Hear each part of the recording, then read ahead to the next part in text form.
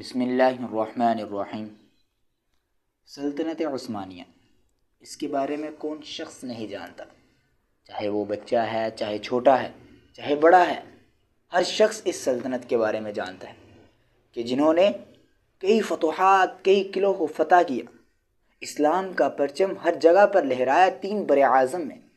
لیکن فتوحات کے بارے میں ہر شخص جانتا ہے، لیکن یہ نہیں جانتے کہ ان کے زوال کی ابتدا کہاں سے شروع ہوئی۔ تو آج وہی بتائیں گے انشاءاللہ۔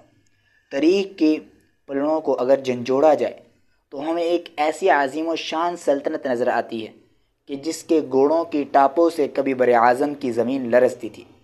سلطنت عثمانیہ جو محض ایک چھوٹی سی ریاست سے شروع ہوئی اور دیکھتے ہی دیکھتے دنیا کی واحد سپر پاور بن گئی۔ سلطان سلیمان القانونی کا دور وہ سنہرا وقت تھا جب استنبول کی عدالت سے نکلا ہوا ایک حکم نامہ 3 بر اعظموں کی تقدیر بدل دیتا تھا۔ مگر میرے دوستو، وقت کی ایک ایسی لہر بھی آتی ہے جو خاموشی سے بڑے بڑے پہاڑوں کو بھی ریت کے ڈھیر میں بدل دیتی ہے۔ عثمانیوں کے زوال کی کہانی کسی بیرونی حملے سے نہیں ہوتی، بلکہ ان کے اپنے ہی اندر پیدا ہونے والی اس سکون سے شروع ہوئی جو دراصل موت کی دستک تھی۔ جب سلطان سلیمان کی آنکھ بند ہوئی تو گویا سلطنت کے اس جذبے پر بھی پہرا لگ گیا جو اسے آگے بڑھتا تھا۔ زوال کی سب سے پہلی اور خاموشی وجہ یہی ہے کہ غرور تھا جس نے عثمانیوں کو یہ یقین دلایا کہ اب انہیں کوئی ہرا نہیں سکتا۔ جہاں سے پہلے سلاطین خود گھوڑوں کی پیٹھ پر بیٹھ کر دشمن کی صفوں میں چیرتے ہوئے گھستے تھے، وہیں بعد میں آنے والے حکمرانوں نے میدان جنگ کی دھول کی بجائے محلات کی ٹھنڈی ہواؤں اور ریشمی پردوں کو ترجیح دی۔ سیاست کا محور اب میدان کارزا نہیں بلکہ محل کی سازشیں بن گئی، جہاں باصلاحیت وزیروں کی بجائے وہ لوگ آگے آنے لگے جو خوش آمد کے فن میں ماہر تھے۔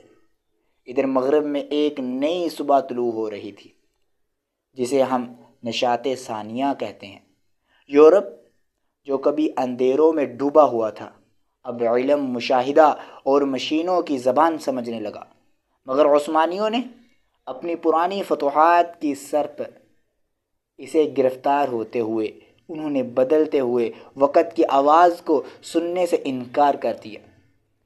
جب چھاپائے خانوں سے کتابیں نکل رہی تھی اور سائنسی ایجادات ہو رہی تھی تو عثمانیوں نے اپنے قدیم نظام کو ہی کمال سمجھ کر جدید ٹیکنالوجی سے دور اختیار کر لی۔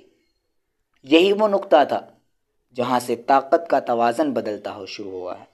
محل کی دیواریں تو اب بھی بلند تھی، لیکن ان کے پیچھے وہ جوہر ختم ہو رہا تھا جس نے اس سلطنت کو عظیم بنایا تھا۔ یہ تو ابھی شروعات تھی، کیونکہ زوال کا اصل طوفان تو اب ان کی اپنی ہی اسی فوج کی شکل میں آنے والا تھا جو کبھی ان کا سب سے بڑا فخر تھی۔